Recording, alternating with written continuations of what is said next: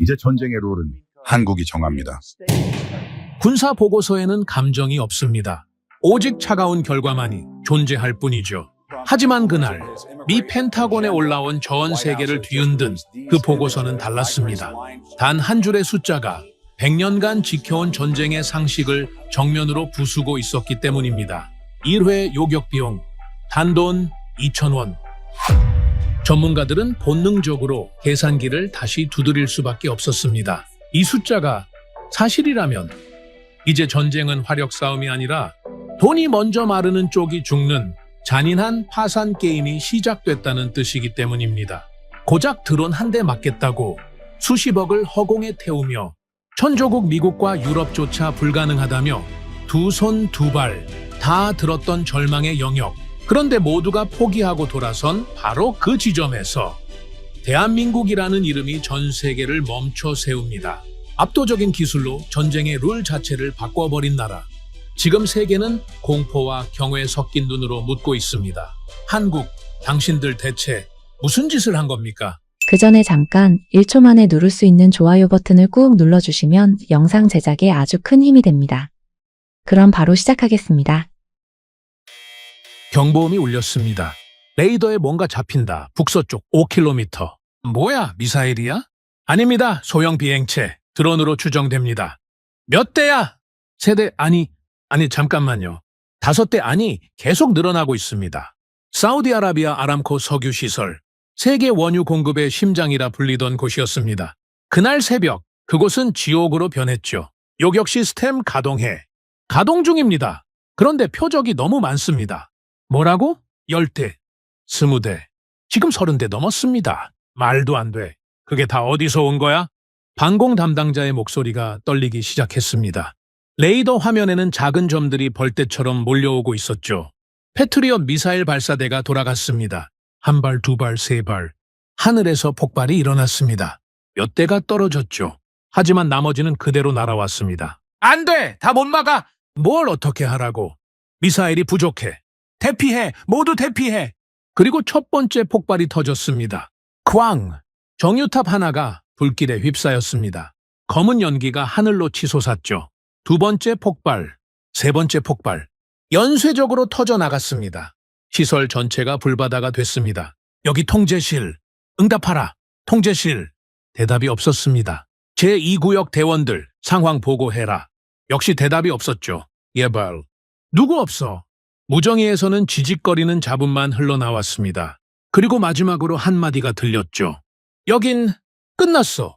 저는 그날 그 녹취록을 직접 들었습니다. 미국 국방부 회의실에서요. 녹취록이 끝나고 아무도 말을 하지 않았습니다. 20명 넘는 장성과 분석관들이 모여 있었는데 숨소리조차 들리지 않았죠. 저는 잭 콜드웰입니다. 영국 출신의 방위산업 분석가이고 지난 30년간 세계 각국의 군사 전략과 무기 체계를 연구해 왔습니다. 미국 국방부 자문위원으로도 활동했고 나토 회의에서 방공 체계에 대한 보고서를 수십 차례 발표했죠. 이 바닥에서 저를 모르는 사람은 거의 없다고 자부했습니다. 그랬던 제가 그날 회의실에서 느낀 것은 단 하나였습니다. 공포였죠. 녹취록 재생이 끝난 후 미 육군 소속 윌슨 장군이 먼저 입을 열었습니다. 피해 규모가 어떻게 됩니까? 옆에 앉아있던 정보 분석관이 대답했습니다. 정유시설 2곳이 완전히 파괴됐습니다. 하루 생산량의 절반이 날아간 셈이죠. 피해액은 최소 수조 원으로 추정됩니다. 공격에 쓰인 드론은요? 20대 남짓입니다. 개당 가격은 100만 원에서 200만 원 사이로 추정됩니다. 회의실이 술렁였습니다. 윌슨 장군이 다시 물었죠. 그럼 우리 쪽 요격 비용은요? 패트리엇 미사일 6발을 발사했습니다. 한 발에 약 30억 원이니까 180억 원 정도 쓴 셈이죠. 장군의 얼굴이 굳어졌습니다. 180억을 써서 몇 대를 잡은 겁니까? 네, 대입니다. 네, 대요? 네. 나머지는 요격하지 못했습니다. 회의실에 무거운 침묵이 내려앉았습니다. 저는 속으로 계산을 해봤죠. 드론 4대 격추에 180억 원. 드론 한 대당 45억 원을 쓴 셈입니다. 그런데 그 드론 가격은 100만 원짜리였죠. 4,500배의 비용을 들여서 겨우 막은 겁니다. 그것도 전부 막은 게 아니었습니다. 16대는 그대로 뚫고 들어왔죠. 결과는 여러분이 아시는 대로입니다. 세계 최대 석유 시설이 불탔고 국제 유가가 하루 만에 20% 폭등했습니다. 제 옆에 앉아있던 동료 분석관 토마스가 작은 목소리로 중얼거렸습니다. 이건 전쟁이 아니야. 약탈이지. 저는 고개를 끄덕일 수밖에 없었습니다. 맞는 말이었으니까요. 공격하는 쪽은 몇 천만 원을 썼고 막는 쪽은 수백억 원을 쓰고도 실패했습니다. 이게 어디 정상적인 전쟁입니까? 회의 중간에 공군 소속 해리슨 장군이 손을 들었습니다. 솔직히 묻겠습니다. 현재 우리 방공 체계로 이런 공격을 막을 수 있습니까? 아무도 대답하지 않았습니다. 해리슨 장군이 다시 물었죠. 콜드웰 박사, 당신 의견은 어떻습니까? 모든 시선이 저를 향했습니다. 저는 잠시 뜸을 들이다가 솔직하게 대답했습니다. 현재로서는 어렵습니다. 어렵다니요? 불가능하다는 겁니까? 물량 공세에는 답이 없습니다. 드론이 10대 오면 미사일 10발이 필요하고 100대가 오면 100발이 필요하죠. 그런데 드론 100대 가격은 1억 원입니다. 미사일 100발 가격은 3천억 원이고요. 회의실이 다시 조용해졌습니다. 게다가 재고 문제가 있습니다. 패트리언 미사일을 무한정 생산할 수 있는 게 아닙니다. 우크라이나 전장을 보십시오. 서방 국가들이 미사일을 지원해주고 있지만 생산 속도가 소모 속도를 따라가지 못하고 있습니다. 해리슨 장군이 이 말을 짚었습니다. 그럼 어떻게 하자는 겁니까? 저는 솔직하게 대답했습니다. 저도 모르겠습니다. 그 회의는 결론 없이 끝났습니다. 다들 무거운 얼굴로 회의실을 나섰죠.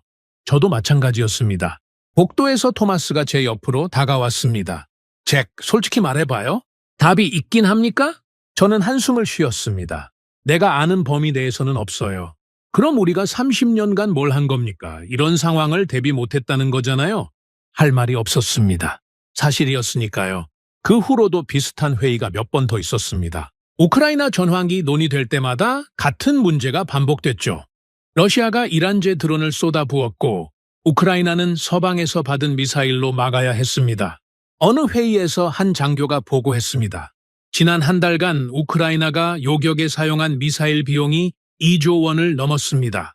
격추율은요, 약 70%입니다. 그럼 30%는 뚫렸다는 거 아닙니까? 그렇습니다.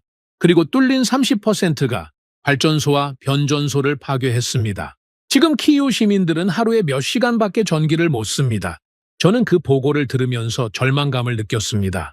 2조 원을 써서 70%를 막았는데 나머지 30% 때문에 도시 전체가 암흑에 빠진 겁니다. 이게 승리입니까? 아닙니다. 이건 느린 패배죠. 솔직히 말씀드리겠습니다. 저는 포기하고 있었습니다. 이 문제는 답이 없다고 생각했죠. 드론 물량 공세 앞에서 미사일 기반 방공 체계는 한계가 명확했습니다. 더 싼 미사일을 만들어도 드론보다 비쌀 수밖에 없었고 더 많이 만들어도 드론 생산 속도를 따라잡을 수 없었습니다. 어느 금요일 저녁이었습니다. 저는 사무실에서 밀린 서류를 정리하고 있었죠. 창밖으로 비가 내리고 있었고 저는 지쳐 있었습니다. 빨리 집에 가고 싶었습니다. 책상 위에 쌓인 서류 더미, 맨 아래에 얇은 문서 하나가 끼어 있었습니다. 누군가 제 책상 위에 올려놓고 간 것 같았는데 언제 왔는지도 몰랐죠. 별 생각 없이 집어들었습니다. 제목을 읽는 순간 저는 멈춰 섰습니다. 한국 레이저 대공무기 실전 배치 임박. 저는 코웃음을 쳤습니다. 레이저라고요? 그건 수십 년간 공상과학 영화에서나 나오던 물건이었습니다. 미국이 수조 원을 쏟아부어서 개발했지만 실전에 쓸 만한 물건은 나오지 않았죠. 이스라엘도 마찬가지였습니다. 레이저 무기는 늘 미래의 기술이었고 그 미래는 계속 뒤로 밀리기만 했습니다. 그런데 한국이라니요. 솔직히 말씀드리면 그때까지 저는 한국을 군사기술 강국으로 생각한 적이 없었습니다. 물론 한국이 제조업에서 뛰어나다는 것은 알았죠. 반도체, 자동차, 조선. 하지만 그건 민간 기술이었습니다. 군사혁신이라면 미국이고 그 다음이 이스라엘이죠. 한국은 그 명단에 없었습니다. 저는 그 문서를 쓰레기통에 버리려다가 멈췄습니다. 한 단어가 눈에 걸렸기 때문이죠. 개발이 아니라 배치. 이 두 단어는 완전히 다른 의미를 가집니다.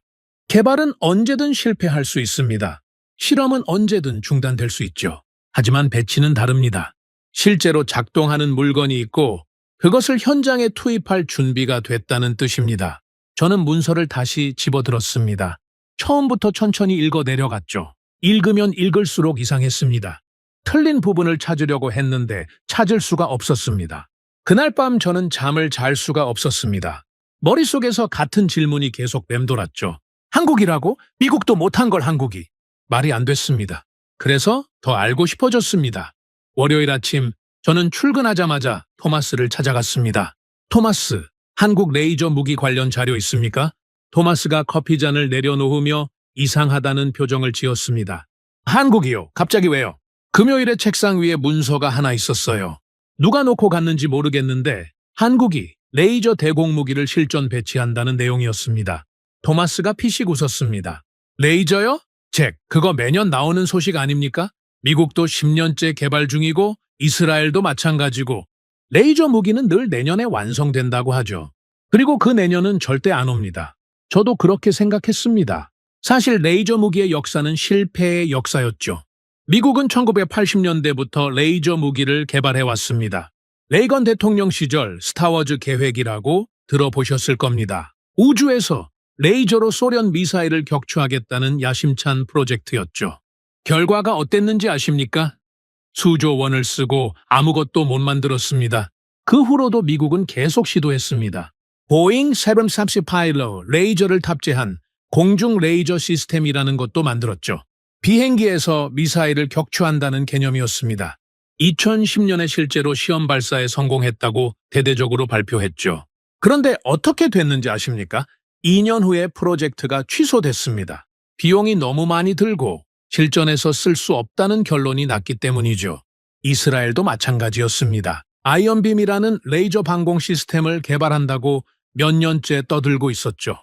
전시회에 나와서 화려한 시연을 하고 언론에서 대서특필하고 그런데 실전 배치는요 계속 연기되고 있었습니다. 저는 토마스에게 말했습니다.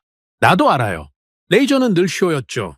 전시회에서 멋지게 보여주고 투자금 받아내고 그리고 조용히 사라지는 기술이었습니다. 그런데 왜 갑자기 한국 레이저에 관심을 가지는 겁니까? 저는 잠시 망설였습니다. 문서에 이상한 단어가 있었어요. 개발이 아니라 배치라고 돼 있었습니다. 토마스의 표정이 살짝 바뀌었습니다. 배치요? 네, 실전 배치 임박이라고 했습니다. 토마스가 턱을 문질렀습니다. 그건 좀 다른 얘기네요. 보통은 개발 성공이라고 하거나 시험 완료라고 하죠. 배치라는 표현은 잘 안 씁니다. 그래서요, 신경이 쓰여요. 토마스가 고개를 끄덕였습니다. 알겠습니다. 제가 좀 찾아볼게요. 근데 잭, 너무 기대는 하지 마세요. 한국이 뭘 만들었든 미국이나 이스라엘보다 나을 리가 없잖아요. 저도 그렇게 생각했습니다. 그때까지는요? 사무실로 돌아온 저는 직접 자료를 찾아보기 시작했습니다. 한국 레이저 무기, 한국 방공 시스템, 검색 결과가 하나둘 나오기 시작했죠. 처음에는 대수롭지 않게 봤습니다. 한국방위사업청에서 레이저 대공무기를 개발 중이라는 기사들이었죠. 블록1이라는 이름이 붙어 있었습니다. 소형 드론을 요격하는 용도라고 했습니다. 저는 속으로 코웃음을 쳤습니다. 소형 드론 요격이라고요? 그 정도는 미국도 이미 할 수 있습니다. 문제는 실전에서 쓸 수 있느냐는 거죠. 그런데 기사를 읽어 내려가다가 한 대목에서 멈췄습니다. 2024년 실전 배치 예정. 저는 날짜를 다시 확인했습니다. 2024년이면 이제 1년도 안 남은 시점이었죠. 보통 이런 발표는 5년 후, 10년 후를 얘기합니다. 1년 안에 배치한다는 건 이미 완성 단계라는 뜻이었습니다. 점심시간에 구내식당에서 마이클을 만났습니다. 마이클은 아시아 지역 담당 분석관이었죠. 마이클, 한국 방산산업에 대해 좀 물어봐도 되겠습니까? 마이클이 샌드위치를 씹으며 고개를 끄덕였습니다. 뭐가 궁금한데요? 한국이 레이저 무기를 개발하고 있다는데 수준이 어떻습니까? 마이클이 잠시 생각하더니 대답했습니다. 한국 방산이요? 솔직히 말하면 과소평가된 면이 있죠. K2 전차나 K-야운 자주포 같은 건 세계 최고 수준입니다. 수출도 잘 되고 있고요. 그건 알아요. 재래식 무기는 잘 만든다는 거. 그런데 첨단 기술은 어떻습니까? 레이저 같은 거요. 마이클이 어깨를 으쓱했습니다. 글쎄요. 그쪽은 잘 모르겠는데. 근데 잭, 왜 갑자기 한국에 관심을 가지는 겁니까? 저는 아까 토마스에게 했던 얘기를 반복했습니다. 문서 얘기, 배치라는 단어 얘기. 마이클이 고개를 갸웃거렸습니다. 배치라. 한국 사람들이 허풍을 떠는 건 아닐 텐데. 그 사람들 성격상 안 되는 걸 된다고 말하지는 않거든요. 무슨 뜻이죠? 한국 방산업체들이랑 몇 번 미팅해본 적이 있는데 그 사람들 특징이 뭔지 아세요? 과장을 안 해요. 오히려 보수적으로 말하죠. 될 것 같아도 안 될 수 있다고 하고 90% 완성돼도 아직 멀었다고 합니다. 그런데요? 근데 그런 사람들이 배치라고 했다면 진짜 배치할 준비가 된 거 아닐까요? 저는 그 말을 듣고 잠시 생각에 빠졌습니다. 마이클의 말이 맞다면 이건 단순한 홍보용 발표가 아닐 수도 있었죠. 오후에 사무실로 돌아온 저는 더 깊이 파고들기 시작했습니다. 한국 레이저 무기의 기술적 사양을 찾아봤죠. 그런데 이상한 점이 눈에 들어왔습니다. 미국과 접근 방식이 완전히 달랐던 겁니다. 미국은 레이저 무기를 만들 때 출력에 집착했습니다. 더 강한 레이저, 더 센 빔. 그래서 무기가 점점 커졌죠. 보잉 747에 탑재한 레이저 시스템은 비행기 전체를 레이저 발사대로 만들어버렸습니다. 거대하고 비싸고 유지보수가 어려웠죠. 그런데 한국은 달랐습니다. 한국이 선택한 건 광섬유 레이저였죠. 여러 개의 작은 레이저 광권을 하나로 결합하는 방식이었습니다. 출력을 억지로 키우는 게 아니라 정밀하게 제어하는 데 집중한 거죠. 저는 이 부분에서 흥미를 느꼈습니다. 한국은 반도체 강국입니다. 광학 렌즈도 잘 만들죠. 정밀 제조에서는 세계 최고 수준이고요. 광섬유 레이저라면 그런 강점을 살릴 수 있었습니다. 더 찾아보니까 다른 차이점도 있었습니다. 미국 레이저 무기는 대부분 고정식이었습니다. 한 자리에 설치해놓고 쓰는 방식이죠. 그런데 한국 것은 기동식이었습니다. 트럭에 실어서 이동할 수 있었죠. 이게 왜 중요하냐고요? 전쟁터에서는 가만히 있으면 죽습니다. 적이 위치를 파악하면 그쪽으로 공격이 집중되죠. 움직일 수 있어야 살아남습니다. 저는 점점 빠져들고 있었습니다. 처음에는 코웃음 쳤던 한국 레이저 무기가 생각보다 진지한 프로젝트라는 게 느껴졌죠. 퇴근 시간이 다 돼서 토마스가 제 사무실에 들렀습니다. 잭, 아까 부탁한 것 좀 찾아봤는데요. 뭐가 나왔습니까? 토마스가 서류 몇 장을 건네줬습니다. 한국 레이저 무기 관련 정보입니다. 공개된 것만 모은 거예요. 저는 서류를 받아들고 훑어봤습니다. 이미 제가 찾아본 내용도 있었고 새로운 정보도 있었죠. 그중에서 한 부분이 눈에 띄었습니다. 시험 결과, 소형 무인기, 요격 성공률. 저는 숫자를 확인하려고 했지만 그 부분은 검게 가려져 있었습니다. 기밀이라는 뜻이죠. 토마스, 이 시험 결과 숫자는 못 구합니까? 토마스가 고개를 저었습니다. 거기까지는 접근이 안 되네요. 한국 측에서 공개를 안 하고 있어요. 저는 서류를 내려놓고 의자에 기대 앉았습니다. 이상하지 않습니까? 뭐가요? 보통 무기 개발하면 자랑하려고 안달이 나죠. 성공률 몇 %, 사거리 몇 킬로미터 이런 거 언론에 뿌리잖아요. 그래야 예산도 따오고 수출도 하고. 토마스가 고개를 끄덕였습니다. 그렇죠. 근데 한국은 숫자를 안 보여주고 있어요. 대신 배치한다고만 하고. 저는 천장을 바라보며 말했습니다. 두 가지 가능성이 있어요. 하나는 숫자가 부끄러워서 못 보여주는 거고 다른 하나는요? 너무 좋아서 안 보여주는 겁니다. 토마스가 웃었습니다. 잭, 너무 깊이 들어가는 거 아닙니까? 한국이 미국보다 레이저를 잘 만들었다고요? 말이 안 되죠. 저도 웃었습니다. 말이 안 됐으니까요. 그렇죠. 말이 안 되죠? 그런데 마음 한구석에서 뭔가가 걸렸습니다. 그날 밤 집에 돌아와서도 저는 계속 생각했습니다. 왜 한국일까? 왜 하필 한국이 레이저 무기를 만들었다고 할까? 미국은 수조 원을 쏟아부었지만 실패했습니다. 이스라엘은 아직도 개발 중이죠. 그런데 한국이 먼저 배치한다고요? 상식적으로 납득이 안 됐습니다. 미국의 기술력, 예산, 인력을 생각하면 미국이 먼저 성공했어야 정상이죠. 저는 침대에 누워서 천장을 바라봤습니다. 틀렸어. 분명히 어딘가 틀린 거야. 한국이 뭔가 과장하고 있거나 내가 뭔가를 잘못 이해하고 있는 거야. 그렇게 생각하려고 했습니다. 그게 편했으니까요.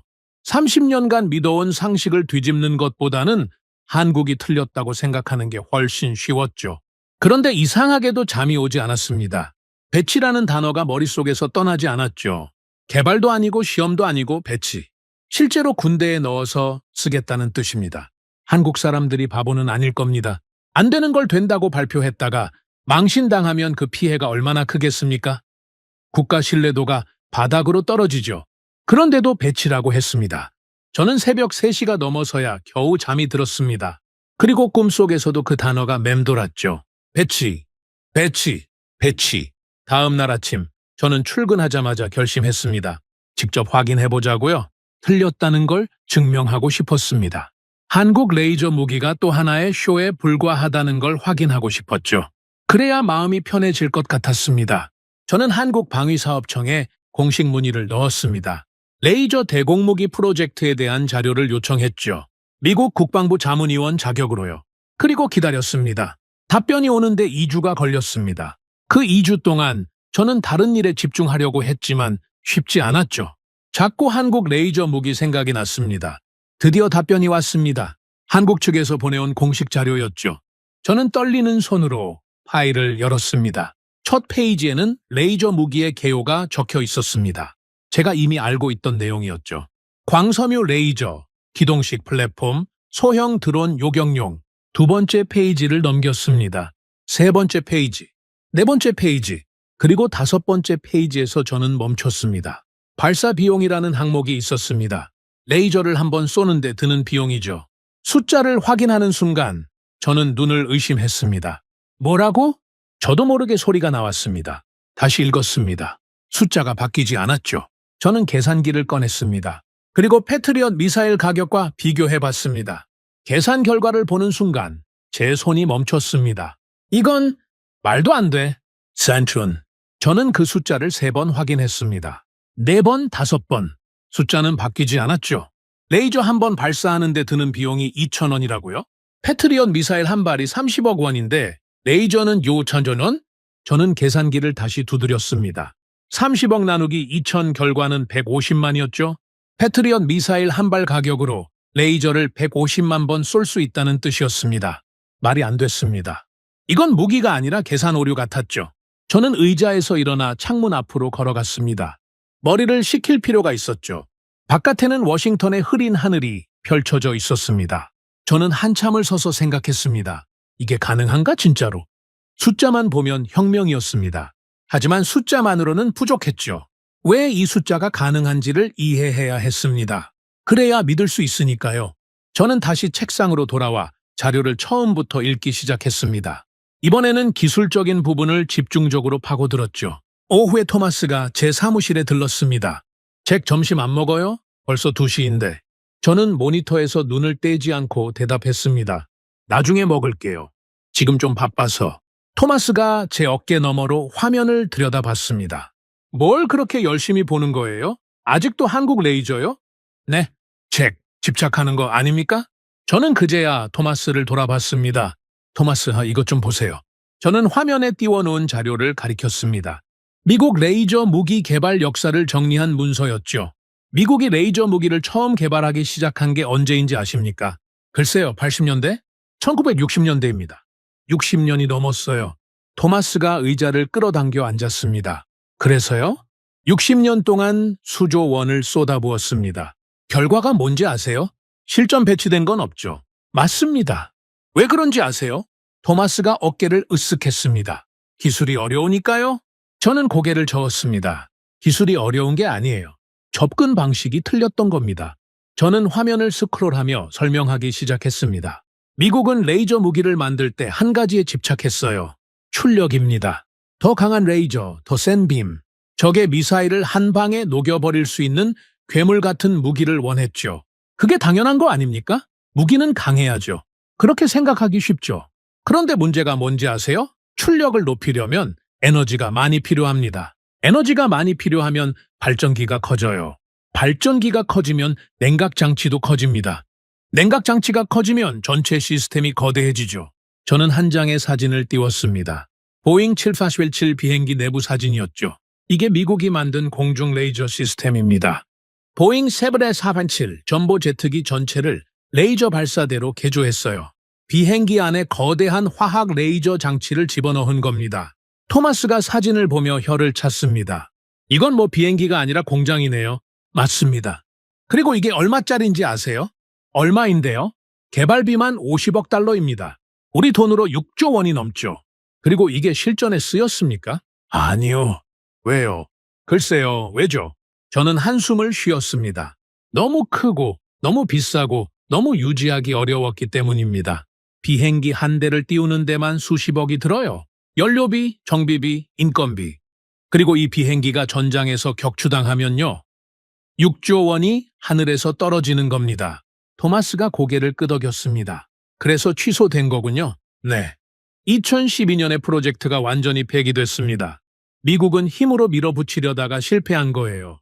저는 화면을 바꿨습니다. 이번에는 지상 기반 레이저 시스템 사진이었죠. 그 다음에 미국이 시도한 건 지상 기반 시스템입니다. 비행기가 안 되니까 땅에 설치하자는 거였죠. 그런데 이것도 같은 문제가 있었어요. 출력 집착. 맞습니다. 100kW, 300kW, 더 강하게, 더 세게. 그러다 보니까 시스템이 건물 크기가 됐어요. 한 자리에 고정시켜 놓고 쓰는 수밖에 없었죠. 움직일 수 없으면 문제가 되나요? 저는 토마스를 쳐다봤습니다. 전쟁터에서 가만히 있으면 어떻게 됩니까? 토마스가 잠시 생각하다가 대답했습니다. 표적이 되겠죠. 맞습니다.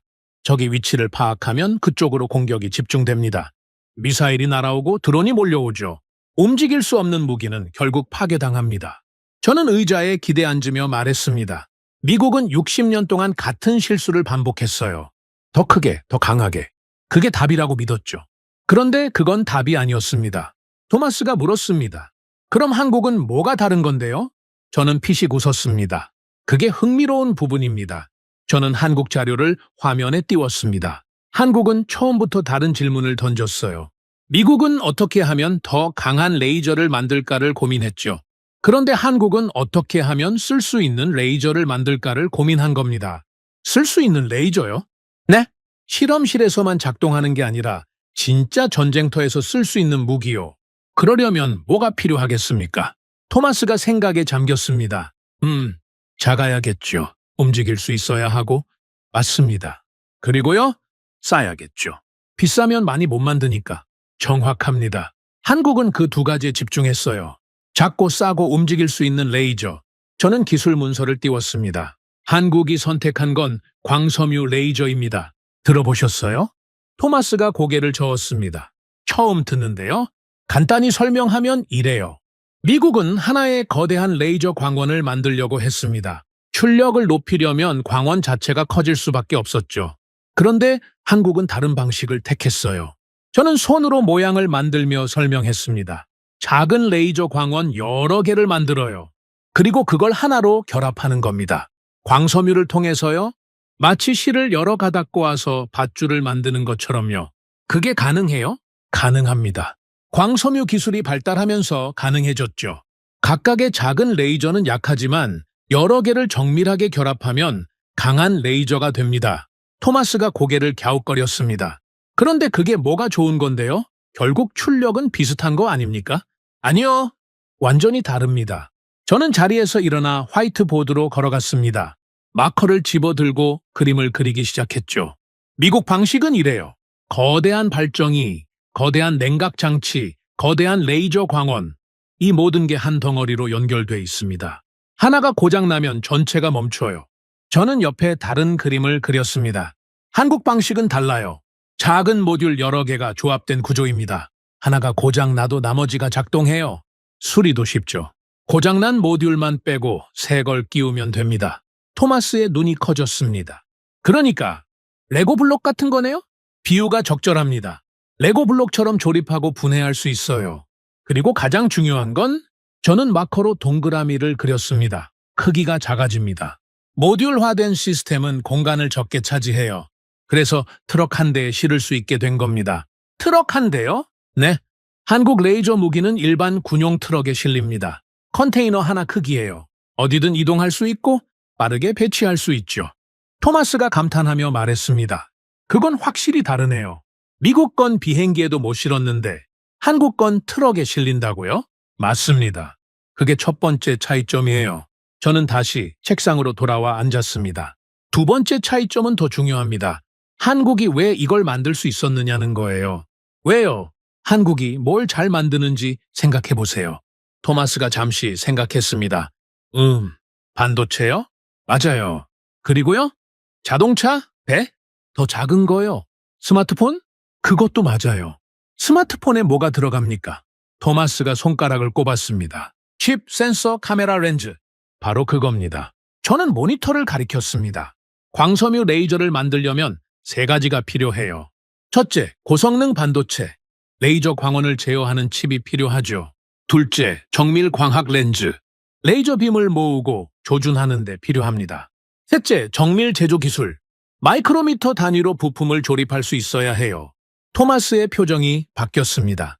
그거 전부 한국이 잘하는 거잖아요? 바로 그겁니다. 저는 고개를 끄덕였습니다. 한국은 반도체 세계 1위입니다. 스마트폰 카메라 렌즈도 세계 최고 수준이죠. 정밀 제조라면 일본과 함께 양대 산맥이고요. 한국에게 광섬유 레이저는 완전히 새로운 기술이 아니었어요. 기존에 잘하던 걸 조합한 거군요. 정확합니다. 미국은 군사 기술로만 접근했어요. 군수업체들이 독자적으로 개발하려고 했죠. 그런데 한국은 민간 기술을 군사 기술에 접목시킨 겁니다. 반도체 기술, 광학 기술, 정밀 제조 기술, 이미 세계 최고 수준인 것들을 가져다 쓴 거예요. 토마스가 한숨을 쉬었습니다. 그러니까 미국은 처음부터 다 새로 만들려고 했고 한국은 있는 걸 잘 조합한 거네요. 그렇습니다. 그리고 그 차이가 60년과 10년의 차이를 만들었어요. 10년이요? 한국이 레이저 무기 개발을 본격적으로 시작한 게 2010년대 중반입니다. 10년도 안 돼서 실전 배치 단계까지 온 거예요. 토마스가 고개를 절레절레 흔들었습니다. 믿기 어렵네요. 미국이 60년간 실패한 걸 한국이 10년 만에 해냈다고요. 저는 웃었습니다. 저도 처음엔 안 믿었어요. 그런데 기술적으로 따져보면 말이 됩니다. 한국은 똑똑하게 접근한 거예요. 힘으로 밀어붙이는 대신 정밀함으로 승부한 겁니다. 저는 창밖을 바라보며 말했습니다. 미국은 더 크게 만들었습니다. 한국은 더 정확하게 만들었죠. 그 차이가 결과를 갈랐어요. 토마스가 일어서며 말했습니다. 잭, 솔직히 말해봐요. 이거 진짜인 것 같아요? 저는 잠시 생각했습니다. 그리고 대답했죠. 기술적으로는 가능해요. 한국이 가진 역량을 생각하면 충분히 가능합니다. 그런데요, 아직 한 가지가 남았어요. 가장 중요한 거요. 뭔데요? 저는 모니터를 가리켰습니다. 아까 봤던 그 숫자가 여전히 화면에 떠 있었죠. 이게 진짜인지 확인해야 합니다. 발사 비용 2,000원. 이 숫자가 사실이라면 저는 말을 멈추고 심호흡을 했습니다. 이건 무기가 아닙니다. 전쟁의 규칙을 바꾸는 시스템이에요. 토마스가 문 앞에서 멈춰 섰습니다. 그 숫자가 진짜인지 어떻게 확인할 건데요? 저는 의자를 돌려 토마스를 바라봤습니다. 직접 물어봐야죠. 누구한테요? 한국에요? 토마스가 눈을 동그랗게 떴습니다. 한국에 직접 연락한다고요? 이 정도면 그럴 가치가 있습니다. 만약 이 숫자가 사실이라면 지금 우리가 알고 있는 전쟁의 모든 계산이 틀어지는 거예요. 저는 다시 모니터를 바라봤습니다. 2,000원이라는 숫자가 눈에 박혔죠. 패트리엇 한 발이면 레이저 150만 발. 드론이 100만 대가 와도 막을 수 있다는 뜻입니다. 탄약 걱정 없이요. 토마스가 조용히 물었습니다. 그게 사실이면 어떻게 되는 건데요? 저는 천천히 대답했습니다. 드론 물량 공세가 의미를 잃습니다. 숫자로 밀어붙이는 전략이 무력화돼요. 공격하는 쪽이 아무리 드론을 쏟아부어도 방어하는 쪽은 끄떡없는 거죠. 잠시 침묵이 흘렀습니다. 그리고 저는 덧붙였죠. 지금까지 전쟁은 돈 많은 쪽이 이기는 게임이었습니다. 그런데 이게 사실이라면 앞으로는 달라집니다. 오래 버티는 쪽이 이기는 게임으로 바뀌는 거예요. 토마스가 나간 후 저는 한참 동안 자리에 앉아 있었습니다. 머릿속에서 계속 같은 생각이 맴돌았죠. 이게 진짜라면 모든 게 바뀝니다. 그리고 가장 중요한 질문이 남았습니다. 얼마냐? 2,000원이 정말 사실이냐는 거죠? 저는 이메일 창을 열었습니다. 한국 담당자에게 보낼 메일을 쓰기 시작했죠. 제목은 간단했습니다. 레이저 대공무기 발사 비용 관련 지뢰. 2,000원? 저는 그 숫자를 3번 확인했습니다. 4번, 5번. 숫자는 바뀌지 않았죠. 레이저 한 번 발사하는 데 드는 비용이 2,000원이라고요? 패트리엇 미사일 한 발이 30억 원인데 레이저는 2,000원? 저는 계산기를 다시 두드렸습니다. 30억 나누기 2,000, 결과는 150만이었죠. 패트리엇 미사일 한 발 가격으로 레이저를 150만 번 쏠 수 있다는 뜻이었습니다. 말이 안 됐습니다. 이건 무기가 아니라 계산 오류 같았죠? 저는 의자에서 일어나 창문 앞으로 걸어갔습니다. 머리를 식힐 필요가 있었죠. 바깥에는 워싱턴의 흐린 하늘이 펼쳐져 있었습니다. 저는 한참을 서서 생각했습니다. 이게 가능한가? 진짜로? 숫자만 보면 혁명이었습니다. 하지만 숫자만으로는 부족했죠. 왜 이 숫자가 가능한지를 이해해야 했습니다. 그래야 믿을 수 있으니까요. 저는 다시 책상으로 돌아와 자료를 처음부터 읽기 시작했습니다. 이번에는 기술적인 부분을 집중적으로 파고들었죠. 오후에 토마스가 제 사무실에 들렀습니다. 잭, 점심 안 먹어요? 벌써 2시인데. 저는 모니터에서 눈을 떼지 않고 대답했습니다. 나중에 먹을게요. 지금 좀 바빠서. 토마스가 제 어깨 너머로 화면을 들여다봤습니다. 뭘 그렇게 열심히 보는 거예요? 아직도 한국 레이저요? 네. 잭, 집착하는 거 아닙니까? 저는 그제야 토마스를 돌아봤습니다. 토마스, 이것 좀 보세요. 저는 화면에 띄워놓은 자료를 가리켰습니다. 미국 레이저 무기 개발 역사를 정리한 문서였죠. 미국이 레이저 무기를 처음 개발하기 시작한 게 언제인지 아십니까? 글쎄요, 80년대? 1960년대입니다. 60년이 넘었어요. 토마스가 의자를 끌어당겨 앉았습니다. 그래서요, 60년 동안 수조 원을 쏟아부었습니다. 결과가 뭔지 아세요? 실전 배치된 건 없죠. 맞습니다. 왜 그런지 아세요? 토마스가 어깨를 으쓱했습니다. 기술이 어려우니까요? 저는 고개를 저었습니다.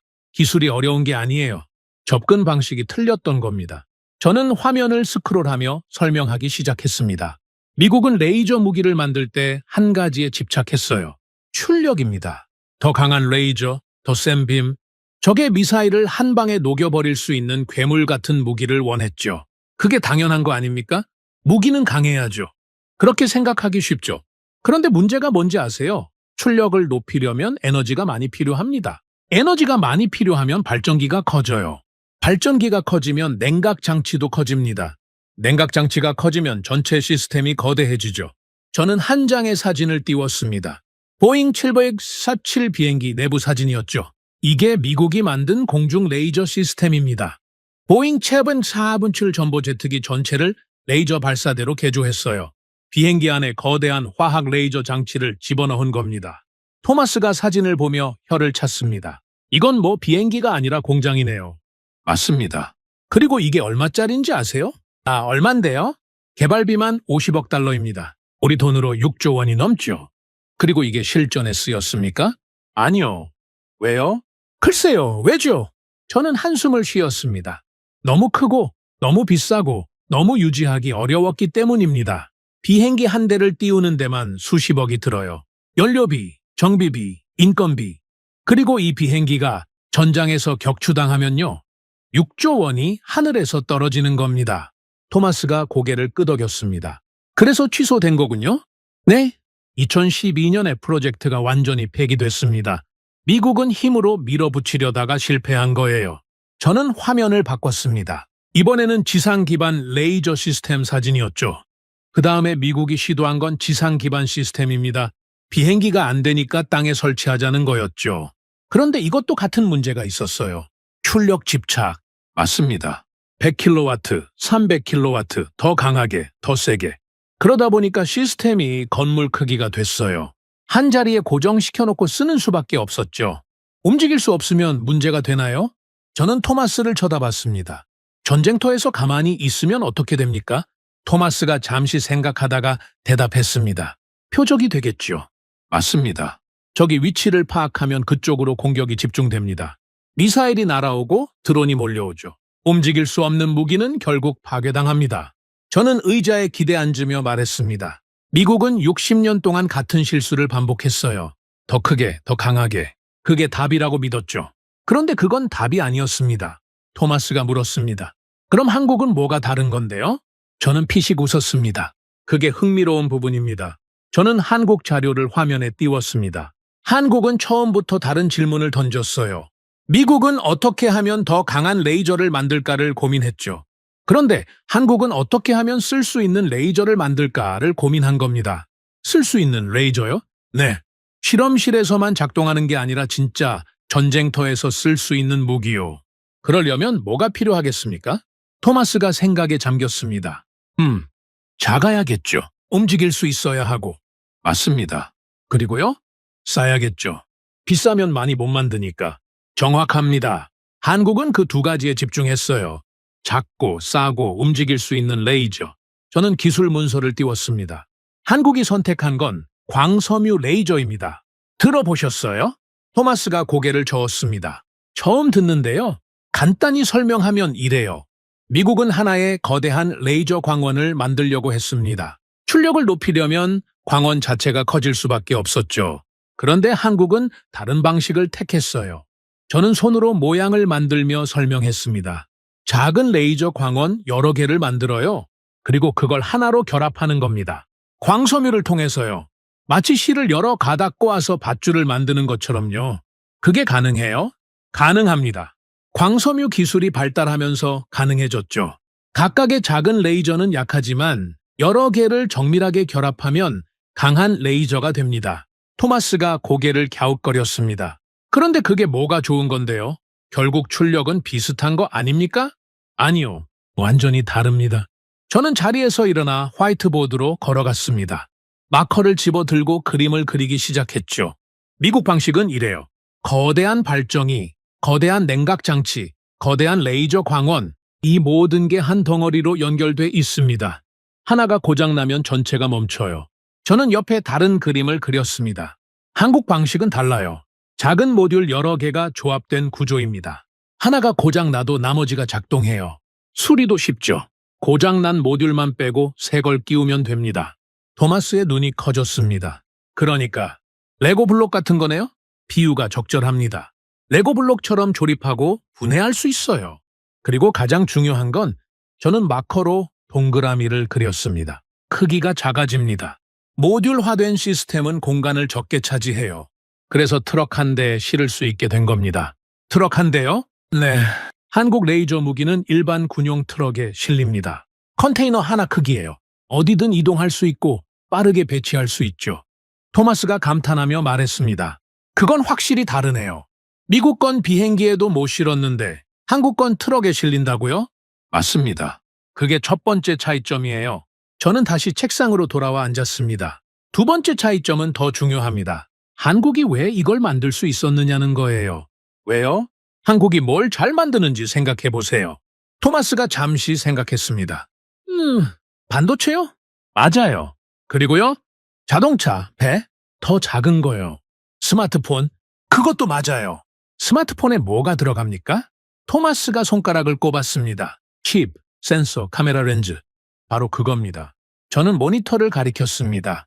광섬유 레이저를 만들려면 세 가지가 필요해요. 첫째, 고성능 반도체. 레이저 광원을 제어하는 칩이 필요하죠. 둘째, 정밀 광학 렌즈. 레이저 빔을 모으고 조준하는 데 필요합니다. 셋째, 정밀 제조 기술. 마이크로미터 단위로 부품을 조립할 수 있어야 해요. 토마스의 표정이 바뀌었습니다. 그거 전부 한국이 잘하는 거잖아요? 바로 그겁니다. 저는 고개를 끄덕였습니다. 한국은 반도체 세계 1위입니다. 스마트폰 카메라 렌즈도 세계 최고 수준이죠. 정밀 제조라면 일본과 함께 양대 산맥이고요. 한국에게 광섬유 레이저는 완전히 새로운 기술이 아니었어요. 기존에 잘하던 걸 조합한 거군요. 정확합니다. 미국은 군사 기술로만 접근했어요. 군수업체들이 독자적으로 개발하려고 했죠. 그런데 한국은 민간 기술을 군사 기술에 접목시킨 겁니다. 반도체 기술, 광학 기술, 정밀 제조 기술, 이미 세계 최고 수준인 것들을 가져다 쓴 거예요. 토마스가 한숨을 쉬었습니다. 그러니까 미국은 처음부터 다 새로 만들려고 했고 한국은 있는 걸 잘 조합한 거네요. 그렇습니다. 그리고 그 차이가 60년과 10년의 차이를 만들었어요. 10년이요? 한국이 레이저 무기 개발을 본격적으로 시작한 게 2010년대 중반입니다. 10년도 안 돼서 실전 배치 단계까지 온 거예요. 토마스가 고개를 절레절레 흔들었습니다. 믿기 어렵네요. 미국이 60년간 실패한 걸 한국이 10년 만에 해냈다고요? 저는 웃었습니다. 저도 처음엔 안 믿었어요. 그런데 기술적으로 따져보면 말이 됩니다. 한국은 똑똑하게 접근한 거예요. 힘으로 밀어붙이는 대신 정밀함으로 승부한 겁니다. 저는 창밖을 바라보며 말했습니다. 미국은 더 크게 만들었습니다. 한국은 더 정확하게 만들었죠. 그 차이가 결과를 갈랐어요. 토마스가 일어서며 말했습니다. 잭, 솔직히 말해봐요. 이거 진짜인 것 같아요? 저는 잠시 생각했습니다. 그리고 대답했죠. 기술적으로는 가능해요. 한국이 가진 역량을 생각하면 충분히 가능합니다. 그런데요, 아직 한 가지가 남았어요. 가장 중요한 거요. 뭔데요? 저는 모니터를 가리켰습니다. 아까 봤던 그 숫자가 여전히 화면에 떠 있었죠. 이게 진짜인지 확인해야 합니다. 발사비용 2,000원. 이 숫자가 사실이라면 저는 말을 멈추고 심호흡을 했습니다. 이건 무기가 아닙니다. 전쟁의 규칙을 바꾸는 시스템이에요. 토마스가 문 앞에서 멈춰 섰습니다. 그 숫자가 진짜인지 어떻게 확인할 건데요? 저는 의자를 돌려 토마스를 바라봤습니다. 직접 물어봐야죠. 누구한테요? 한국에요. 토마스가 눈을 동그랗게 떴습니다. 한국에 직접 연락한다고요? 이 정도면 그럴 가치가 있습니다.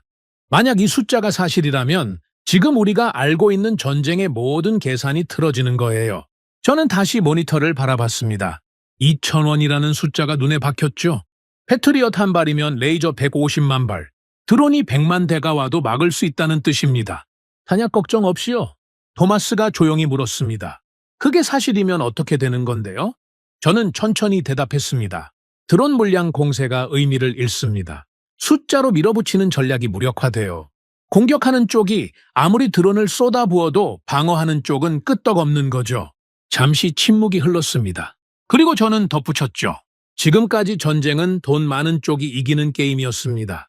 그런데 이게 사실이라면 앞으로는 달라집니다. 오래 버티는 쪽이 이기는 게임으로 바뀌는 거예요.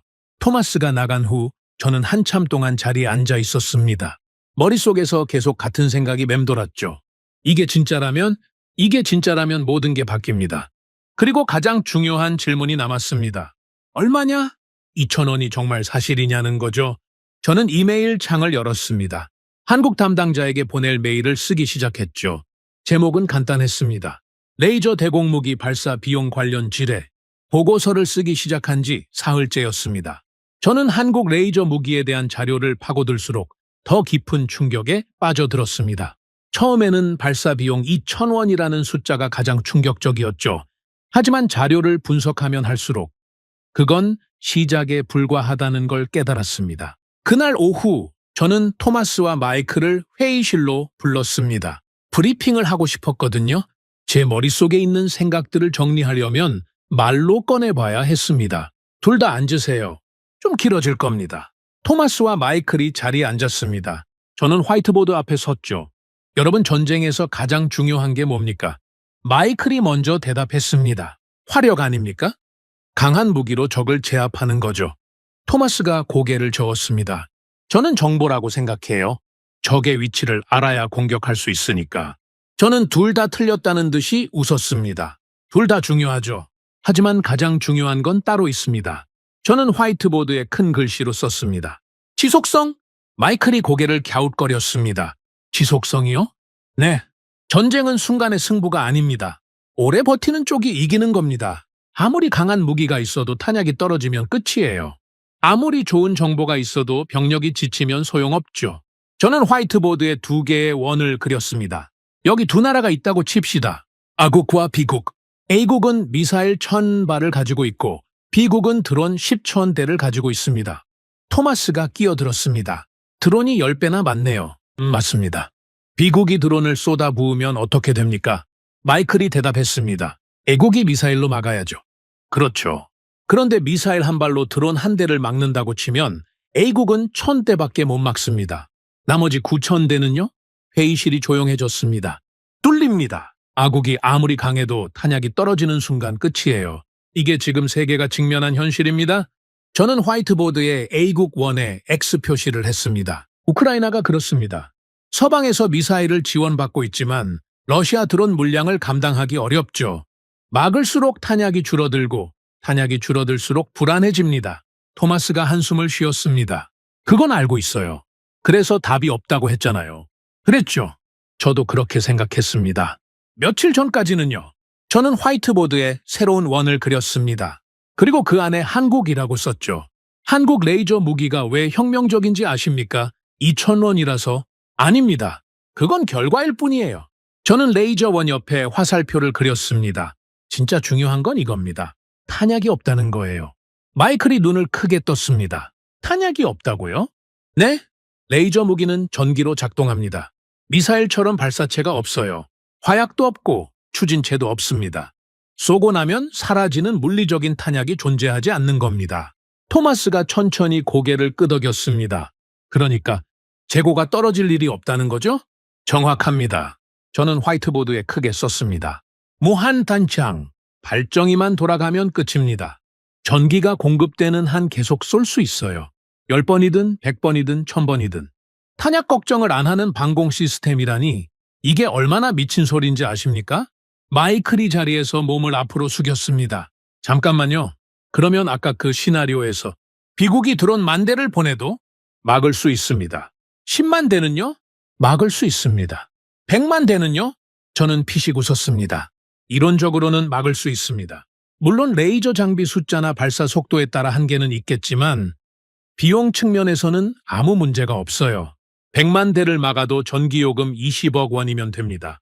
토마스가 계산기를 두드렸습니다. 100만 대 곱하기 2,000원. 진짜 20억이네요. 그렇습니다. 패트리어스로 100만 대를 막으려면 얼마가 필요한지 아십니까? 마이클이 대답했습니다. 3,000조 원이요? 맞습니다. 3,000조 원과 20억 원의 차이입니다. 이게 무슨 의미인지 아시겠습니까? 회의실이 조용해졌습니다. 모두가 그 숫자의 의미를 곱씹고 있었죠. 저는 의자에 앉으며 말을 이었습니다. 지금까지 전쟁은 물량 싸움이었습니다. 더 많은 드론, 더 많은 미사일, 더 많은 병력, 숫자로 밀어붙이면 이기는 구조였죠. 그래서 큰 나라가 유리했고 부자 나라가 유리했습니다. 그렇죠. 그런데 레이저가 등장하면 이 공식이 깨집니다. 숫자가 의미를 잃는 거예요. 상대가 드론 100만 대를 보내든 1,000만 대를 보내든 전기요금만 감당하면 다 막을 수 있습니다. 토마스가 천천히 말했습니다. 그러면 물량 공세 전략 자체가 무력화되는 거네요? 바로 그겁니다. 저는 화이트보드에 무한 탄창 글씨를 손가락으로 가리켰습니다. 이게 왜 중요한지 아십니까? 지금까지 방어는 항상 불리했습니다. 공격하는 쪽은 싸게 치고 방어하는 쪽은 비싸게 막아야 했죠. 그래서 공격이 최선의 방어라는 말이 나온 겁니다. 마이클이 고개를 끄덕였습니다. 맞아요. 막는 것보다 먼저 치는 게 효율적이니까. 그런데 레이저가 있으면 달라집니다. 방어 비용이 거의 공짜가 되면 공격하는 쪽이 손해를 보는 거예요. 드론 만들 돈, 운반할 돈, 조종할 인력 다 쏟아부어서 공격했는데 상대는 전기요금만 내고 다 막아버리면요? 토마스가 웃었습니다. 공격하는 쪽이 파산하겠네요. 바로 그겁니다. 공격과 방어의 경제학이 뒤집히는 거예요. 저는 자리에서 일어나 창문 앞으로 걸어갔습니다. 하지만 그것만이 아닙니다. 레이저에는 또 다른 장점이 있어요. 뭔데요? 빛의 속도입니다. 마이클이 고개를 갸웃거렸습니다. 빛의 속도요? 저는 돌아서서 두 사람을 바라봤습니다. 미사일은 날아가는데 시간이 걸립니다. 아무리 빨라도 몇 초는 걸리죠. 그 사이에 적드론이 방향을 바꾸거나 기만 동작을 하면 빗나갈 수 있습니다. 그렇죠. 그런데 레이저는요, 빛입니다. 초당 30만 킬로미터를 날아가요. 조준하는 순간 이미 맞은 겁니다. 토마스가 눈을 동그랗게 떴습니다. 회피가 불가능하다는 거네요. 물리적으로 불가능합니다. 빛보다 빠른 건 없으니까요. 드론이 아무리 날렵하게 움직여도 소용없어요.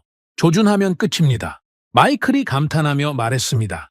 쏘는 순간 이미 맞았다. 그건 정말 무서운 무기네요. 맞습니다. 반응 시간이라는 개념 자체가 사라지는 겁니다. 드론 입장에서는 경고도 없이 갑자기 엔진이 녹아내리는 거죠. 저는 다시 화이트보드 앞으로 걸어갔습니다. 그리고 한 가지 더 있습니다. 이건 특히 중요해요. 저는 화이트보드에 도심 방어라고 썼습니다. 여러분, 대공포가 도시에서 발사되면 어떻게 됩니까? 토마스가 대답했습니다. 시끄럽죠. 엄청난 굉음이 나니까. 그렇죠. 그리고요? 마이클이 덧붙였습니다. 탄피가 떨어지죠. 그게 또 위험하고요. 맞습니다. 미사일은요, 요격에 실패하면 어디로 갑니까? 땅으로 떨어지죠. 폭발할 수도 있고요. 바로 그겁니다. 기존 방공 무기는 도시에서 쓰기 어렵습니다. 2차 피해가 너무 크거든요. 요격 파편이 민간인 머리 위로 쏟아지고 불발탄이 건물에 박히고 막으려다가 오히려 피해를 키울 수 있어요. 저는 도심 방어 옆에 체크 표시를 했습니다. 그런데 레이저는요? 소음이 없습니다. 발사할 때 소리가 안 나요. 탄피도 없습니다. 떨어지는 게 없어요. 파편도 없습니다. 빛이 지나가고 끝이에요. 토마스가 천천히 말했습니다. 그러면 도시 한복판에서도 쓸 수 있다는 거네요? 정확합니다. 서울 같은 대도시 상공에서 드론이 날아와도 레이저로 조용히 격추할 수 있어요. 시민들은 무슨 일이 일어났는지도 모를 겁니다. 그냥 하늘에서 드론이 떨어지는 거죠. 마이클이 감탄했습니다. 완벽에 가깝네요. 네. 도시 방어라는 측면에서 레이저는 거의 이상적인 무기입니다. 저는 화이트보드를 한 발 물러서서 바라봤습니다. 무한탄창, 빛의 속도, 도심 방어. 세 가지 키워드가 적혀 있었죠. 정리하면 이렇습니다. 한국 레이저 무기는 첫째, 탄약이 필요 없습니다. 정의만 있으면 무한히 쏠 수 있어요. 둘째, 빛의 속도로 날아갑니다. 회피가 불가능하죠. 셋째, 부수적 피해가 없습니다. 도시에서도 안전하게 쓸 수 있어요. 토마스가 의자의 등을 기대며 말했습니다. 잭, 솔직히 말해봐요. 이게 다 사실이라면 이건 그냥 무기가 아니잖아요? 맞습니다. 이건 뭐라고 불러야 합니까? 저는 잠시 생각했습니다. 그리고 천천히 대답했죠. 방패입니다. 완벽에 가까운 방패예요. 마이클이 물었습니다. 그런데 책 한 가지 의문이 있어요. 뭔데요? 이게 정말로 작동합니까? 이론은 그럴듯한데 실전에서도 그런지는 모르잖아요. 저는 고개를 끄덕였습니다. 좋은 질문이었죠. 맞습니다. 저도 그게 궁금했어요. 숫자만 보면 혁명적인데 실전에서 검증된 건지는 별개의 문제니까. 그래서요? 확인했어요. 저는 잠시 뜸을 들였습니다. 한국 측 자료에 따르면 이미 시험을 완료했다고 합니다. 실제 드론을 대상으로 한 격추 시험이요. 결과는요? 저는 심호흡을 했습니다. 그건 아직 상세한 숫자를 확인하지 못했습니다. 기밀이라고 하더군요. 토마스가 인상을 찌푸렸습니다. 그럼 진짜인지 아닌지 어떻게 알아요? 그래서 더 파고들어야 합니다. 지금 가지고 있는 건 한국 측에서 공개한 자료뿐이에요. 독자적인 검증이 필요하죠. 마이클이 물었습니다. 어떻게 검증할 건데요? 저는 창밖을 바라보며 대답했습니다. 방법은 몇 가지 있습니다. 위성 자료를 분석하거나 현장에 파견된 무관들의 보고를 받거나 아니면요? 저는 돌아서서 두 사람을 바라봤습니다. 직접 가서 보는 겁니다. 토마스의 눈이 커졌습니다. 한국에 가자고요? 그게 가장 확실하죠. 직접 눈으로 보고 담당자들을 만나고 현장을 확인하는 겁니다. 마이클이 웃었습니다. 잭, 당신 진짜 빠졌구나. 한국 레이저에 완전히 꽂혔어. 저도 웃었습니다. 어쩔 수 없어요. 이게 사실이라면 너무 큰일이거든요. 그냥 넘어갈 수가 없습니다. 회의가 끝난 후 저는 다시 보고서 작성에 몰두했습니다. 키보드를 두드리면서 한 문장이 머릿속을 떠나지 않았죠. 발정이만 돌아가면 끝이다. 탄약 걱정을 안 하는 방공.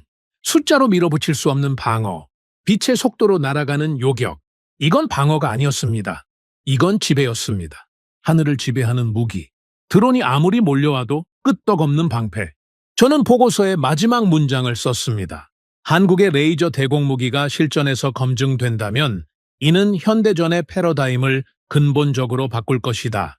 더 이상 물량이 승리를 보장하지 않는 시대가 열릴 것이며 방어 우위의 새로운 전쟁 경제학이 시작될 것이다.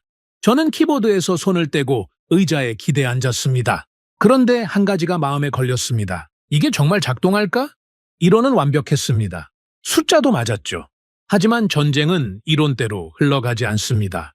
실험실에서 성공해도 실전에서 실패하는 무기가 얼마나 많았습니까? 저는 모니터를 바라보며 중얼거렸습니다. 증명이 필요해. 실전에서의 증명이.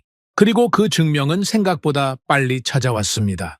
보고서를 제출한 건 금요일 오후였습니다. 국방부 상위 부서에 긴급보고 형식으로 올렸죠. 제목은 한국 레이저 대공무기 전쟁 경제학의 패러다임 전환이었습니다. 30년 경력의 분석가가 긴급 보고를 올리는 건 흔한 일이 아니었습니다. 당연히 관심을 끌 거라고 생각했죠. 월요일 아침 제 사무실 전화가 울렸습니다. 콜드웰 박사님, 회의에 참석해 주십시오. 3층 대회의실입니다. 예상대로였습니다. 저는 자료를 챙겨서 회의실로 향했죠.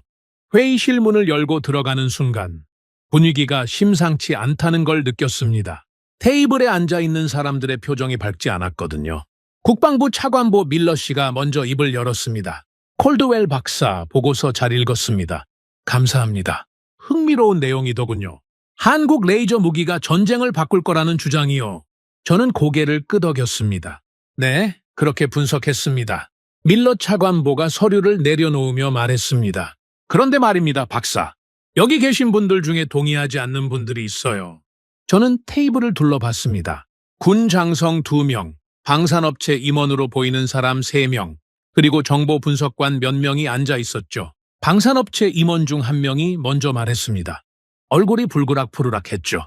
콜드웰 박사, 솔직히 말씀드리겠습니다. 이 보고서는 과장이 심합니다. 어떤 부분이 그렇습니까? 전부 다요? 레이저 무기가 방공의 미래라고요? 웃기는 소리입니다. 저는 침착하게 대답했습니다. 구체적으로 어떤 부분이 문제인지 말씀해 주시겠습니까? 임원이 서류를 펼쳤습니다. 여기 발사 비용 2,000원이라고 했죠? 이건 전기요금만 계산한 겁니다. 장비 유지비, 인건비, 감가상각 이런 건 다 빠져 있어요. 그건 초기 투자 비용입니다. 운용 비용과는 별개죠. 별개가 아닙니다. 무기 체계는 종합적으로 봐야 해요. 미사일도 발사 비용만 따지면 연료값밖에 안 듭니다. 하지만 제조비, 저장비, 운송비를 다 합치면 수십억이 되는 거잖아요. 저는 고개를 저었습니다. 레이저는 다릅니다. 탄약이 없으니까요. 미사일은 쏘면 사라지지만 레이저는 발사해도 장비가 그대로 남아 있습니다. 정의만 공급하면 계속 쓸 수 있어요. 임원의 얼굴이 더 붉어졌습니다. 이론적으로는 그렇겠죠. 하지만 실전은 다릅니다. 그때 군복을 입은 장군 한 명이 끼어들었습니다. 공군 소속 같았죠. 콜드웰 박사, 저도 한 가지 묻겠습니다. 말씀하십시오. 레이저가 실험실에서 작동하는 건 알겠습니다. 그런데 전장은 실험실이 아닙니다. 저는 그 말에 할 말을 잃었습니다. 맞는 말이었으니까요. 장군이 계속했습니다. 전장에는 변수가 있습니다. 먼지, 연기, 안개, 비. 이런 것들이 레이저에 영향을 주지 않겠습니까? 저는 솔직하게 대답했습니다. 영향을 줄 수 있습니다. 레이저는 빛이니까요. 대기 상태에 따라 출력이 감소할 수 있죠. 그렇다면 실전에서는 효과가 떨어질 수 있다는 걸 아닙니까? 그럴 가능성은 있습니다. 하지만 장군이 제 말을 잘랐습니다. 가능성이 있다면 검증이 필요합니다. 지금 이 보고서는 검증되지 않은 주장을 바탕으로 너무 큰 결론을 내리고 있어요. 회의실이 조용해졌습니다. 저는 반박하고 싶었지만 장군의 말도 틀린 게 아니었죠. 다른 방산업체 임원이 입을 열었습니다. 그리고 명중률 문제도 있습니다. 소형 드론은 작고 빠르게 움직여요. 레이저가 정확히 조준할 수 있겠습니까? 한국 측 자료에 따르면 추적 시스템이 한국 측 자료요? 임원이 비웃듯이 말했습니다. 그 자료가 얼마나 신뢰할 수 있습니까? 자기네 무기를 팔려고 과장했을 수도 있잖아요. 저는 속이 뜨거워지는 걸 느꼈습니다. 하지만 침착하게 대답했죠. 저도 그 가능성을 고려했습니다. 그래서 독자적인 검증이 필요하다고 보고서 마지막에 썼습니다. 검증이요? 어떻게 검증할 건데요? 실전 시험 결과를 확인하면 됩니다. 한국이 시험을 완료했다고 했으니까요. 임원이 코웃음을 쳤습니다. 시험이요? 실험실에서 하는 시험 말입니까? 그런 건 다 조작할 수 있어요. 저는 더 이상 참을 수 없었습니다. 조작이라고요? 한국이 왜 조작을 합니까? 무기 팔려고 그러는 거죠. 한국도 방산 수출에 열을 올리고 있잖아요. 과장된 성능으로 바이어들을 끌어들이려는 거 아닙니까? 회의실 분위기가 험악해졌습니다. 밀러 차관보가 손을 들어 제지했죠. 자, 진정들 하십시오. 감정적으로 흐르면 안 됩니다. 저는 심호흡을 했습니다. 흥분하면 안 됐죠. 밀러 차관보가 저를 바라봤습니다. 콜드웰 박사, 솔직히 말씀해 주십시오. 이 보고서의 결론에 얼마나 확신을 가지고 계십니까? 저는 잠시 생각했습니다. 그리고 솔직하게 대답했죠. 기술적 분석에는 확신이 있습니다. 한국의 접근 방식은 논리적이고 숫자도 맞습니다. 하지만요, 실전 검증은 아직입니다. 그건 인정합니다. 밀러 차관보가 고개를 끄덕였습니다. 그게 핵심이죠. 이론은 그럴듯하지만 실전에서 검증되기 전까지는 확신할 수 없습니다. 방산업체 임원이 다시 끼어들었습니다. 그리고 한 가지 더 말씀드리겠습니다. 레이저 무기가 성공한다고 해도 기존 미사일 방공 체계를 대체할 수는 없습니다. 왜 그렇습니까? 레이저는 사거리가 짧습니다. 몇 킬로미터밖에 안 돼요. 패트리엇은 수십 킬로미터밖에 표적도 격추할 수 있죠. 레이저가 아무리 쏴도 사거리가 짧으면 쓸모가 제한됩니다. 저는 고개를 끄덕였습니다. 맞는 말씀입니다. 현재 한국 레이저의 사거리는 제한적입니다. 하지만 그건 블록 1 기준이에요. 향후 블록 2, 블록 3가 개발되면 사거리도 늘어날 겁니다. 향후요? 미래 얘기를 하면 뭐든 가능하죠. 지금 당장 쓸 수 있는 게 뭡니까? 저는 대답하지 못했습니다. 그 말도 틀린 게 아니었으니까요. 회의가 끝난 후 저는 무거운 발걸음으로 사무실로 돌아왔습니다. 토마스가 복도에서 기다리고 있었죠. 잭, 회의 어땠어요? 저는 한숨을 쉬었습니다. 좋지 않았어요. 뭐라고 하던가요? 과장이라고 하더군요. 검증 안 된 주장이라고. 레이저는 실험실용이고 실전에서는 안 통한다고. 토마스가 인상을 찌푸렸습니다. 그 사람들이 뭘 알아요? 자료도 안 보고 그러는 거 아닙니까? 저는 고개를 저었습니다. 아니요, 토마스. 그들의 말도 맞아요? 뭐라고요? 저는 사무실 문을 열고 들어가며 말했습니다. 실전 검증이 없잖아요. 아무리 숫자가 좋아도 실제로 작동하는 걸 보여주지 않으면 아무도 안 믿어요. 저는 의자에 털썩 앉았습니다. 솔직히 말하면 나도 100% 확신하지는 못해요. 토마스가 놀란 표정을 지었습니다. 잭, 당신이 그런 말을 해요? 며칠 전까지 혁명이라고 했잖아요. 그랬죠. 이론적으로는 혁명이에요. 하지만 저는 창밖을 바라봤습니다. 전장은 실험실이 아니에요. 날씨가 변하고 먼지가 날리고 연기가 피어오르고 그런 환경에서도 레이저가 제대로 작동할까? 소형 드론이 미친 듯이 움직여도 정확히 맞출 수 있을까? 토마스가 조용히 물었습니다. 그래서 어떻게 할 건데요? 저는 잠시 생각했습니다. 기다려야죠. 한국이 실전 시험을 한다고 했으니까 그 결과가 나오면 모든 게 명확해질 거예요. 결과가 좋으면요? 내 보고서가 맞았다는 게 증명되겠죠. 나쁘면요? 저는 씁쓸하게 웃었습니다. 그러면 내가 틀린 거예요. 30년 경력의 먹칠을 하는 거죠. 그날 밤 저는 잠을 이룰 수가 없었습니다. 침대에 누워서 천장을 바라보며 계속 같은 생각을 했죠. 만약 실패하면? 한국 레이저가 실전에서 제대로 작동하지 않으면 어떻게 되는 거지? 명중률이 낮게 나오면? 환경 변수 때문에 출력이 떨어지면? 내가 틀렸다는 게 증명되는 거야. 과장된 보고서를 썼다는 비난을 받겠지. 30년간 쌓아온 신뢰가 무너지는 거야. 저는 이불을 걷어차며 자리에서 일어났습니다. 새벽 3시였죠. 부엌에 가서 물을 마시며 창밖을 바라봤습니다. 워싱턴의 밤하늘에는 별이 보이지 않았죠. 도시의 불빛 때문에요? 저는 스스로에게 물었습니다. 내가 왜 이렇게까지 한국 레이저에 집착하는 거지? 대답은 간단했습니다. 희망이었거든요. 사우디 공격을 봤을 때, 우크라이나 전황을 분석할 때 저는 절망했습니다. 드론 물량 공세 앞에서 방법이 없다고 생각했죠. 막아도 지고 안 막아도 지는 게임. 그 현실이 너무 끔찍했습니다. 그런데 한국 레이저가 그 희망이 될 수 있었습니다. 드론을 막을 수 있는 방법, 비용 걱정 없이 방어할 수 있는 시스템. 그게 진짜라면 전쟁의 공포에서 벗어날 수 있는 거잖아요? 하지만 만약 그게 거짓이라면 희망이 무너지는 거죠.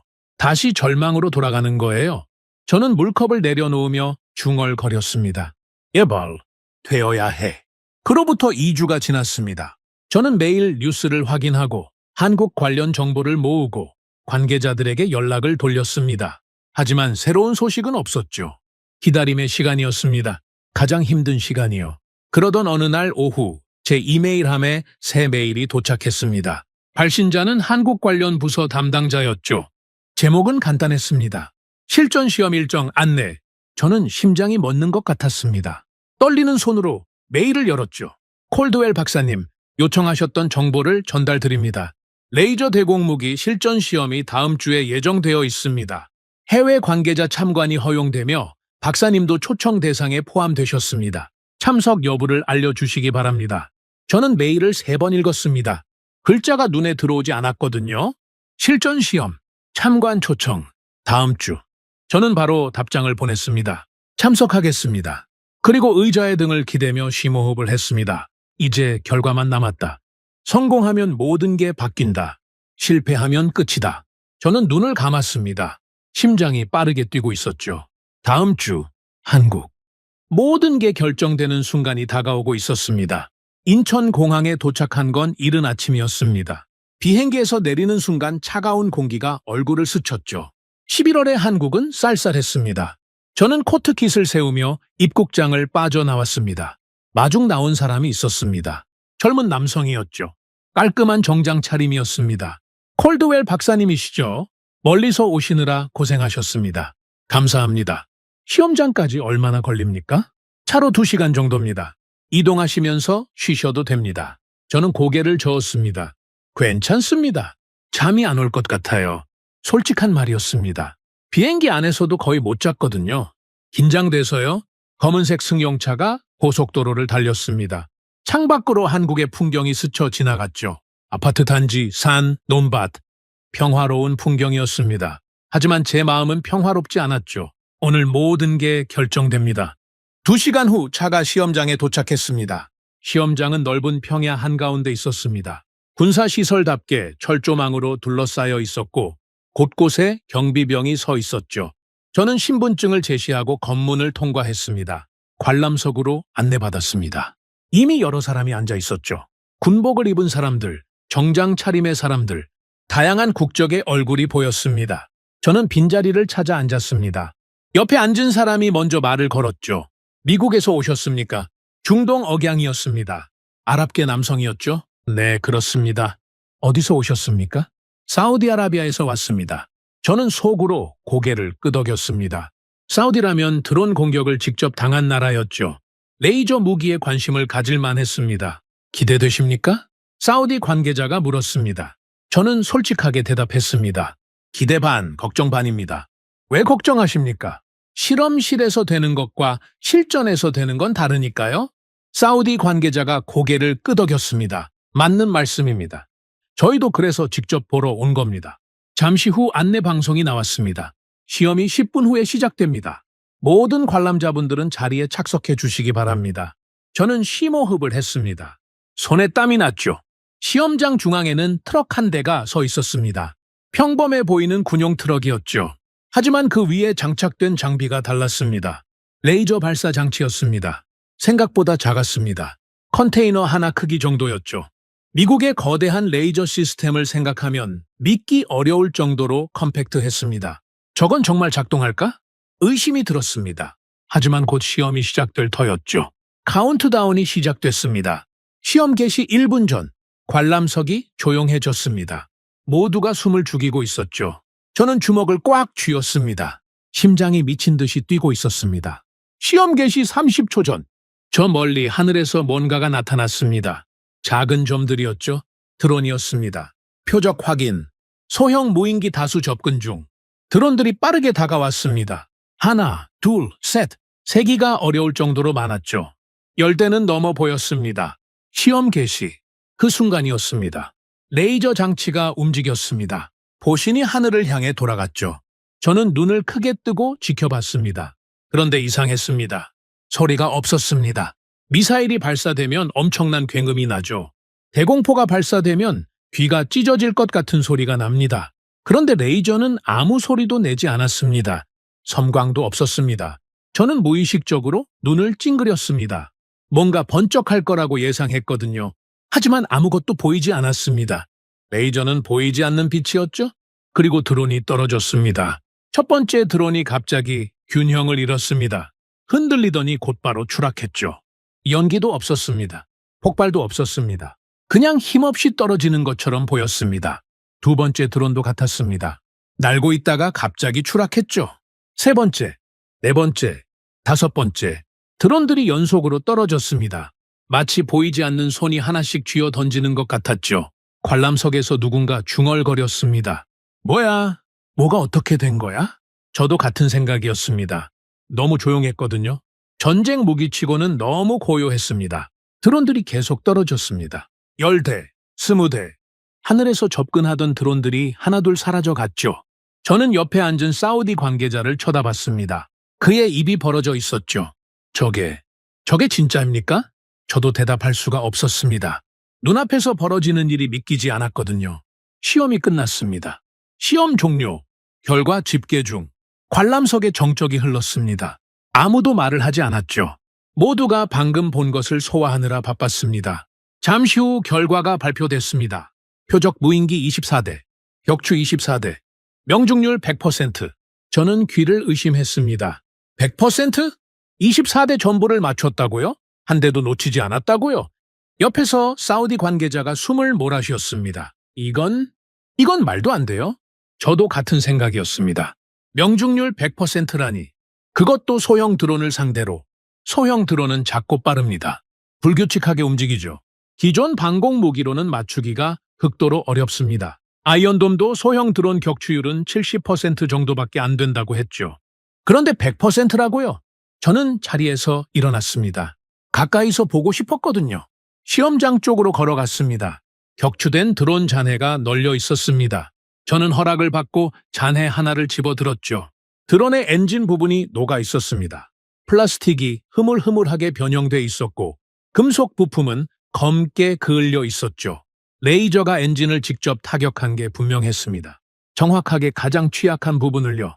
대단하군요. 뒤에서 목소리가 들렸습니다. 돌아보니 한국 관계자였죠. 아까 공항에서 저를 마중 나온 사람이었습니다. 어떻게 이렇게 정확하게 맞출 수 있습니까? 저는 물었습니다. 추적 시스템이 핵심입니다. 레이저 자체보다 표적을 추적하는 기술이 더 중요하죠. 저희가 거기에 많은 투자를 했습니다. 그래도 100%는 실험 조건이 특별히 좋았던 거 아닙니까? 담당자가 웃었습니다. 오늘 날씨가 특별히 좋지는 않았습니다. 바람도 있었고 습도도 높았죠. 그래도 결과는 보신 대로입니다. 저는 할 말을 잃었습니다. 관람석으로 돌아가니 분위기가 완전히 바뀌어 있었습니다. 아까까지 조용하던 사람들이 웅성거리고 있었죠. 사우디 관계자가 저를 붙잡았습니다. 콜드웰 박사, 이거 진짜입니다. 진짜라고요. 저도 방금 잔해를 확인했습니다. 엔진이 녹아 있었어요. 우리는 이걸 원합니다. 이거 사야 해요. 사우디 관계자의 눈이 반짝였습니다. 절박함이 느껴졌죠. 드론 공격으로 수조 원의 피해를 입은 나라였으니까요. 다른 관람자들도 비슷한 반응이었습니다. 중동에서 온 것 같은 사람들이 여럿 있었는데 모두 흥분한 표정이었죠. 이게 실전이라면 우리 도시를 지킬 수 있어요.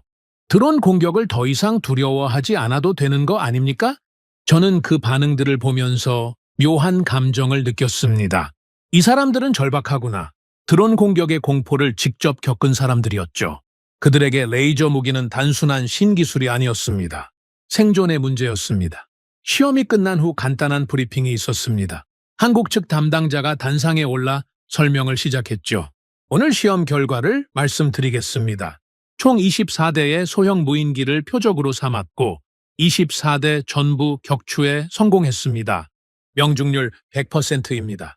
관람석에서 박수가 터져 나왔습니다. 레이저 발사 횟수는 총 27회였습니다.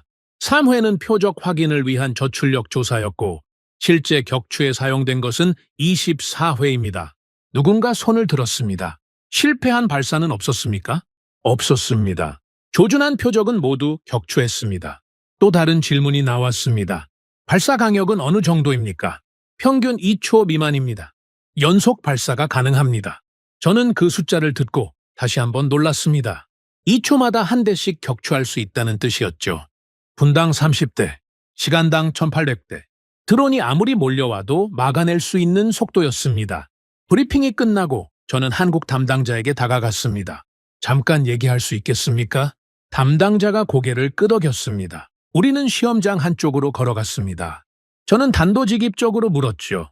솔직히 말씀해 주십시오. 오늘 시험, 특별히 조건을 맞춘 겁니까? 담당자가 웃었습니다. 무슨 말씀이신지 알겠습니다. 아닙니다. 오늘 조건은 일반적인 상황이었습니다. 오히려 바람이 좀 강해서 걱정했는데 문제없이 성공했죠. 명중률 100%는 항상 이 정도입니까?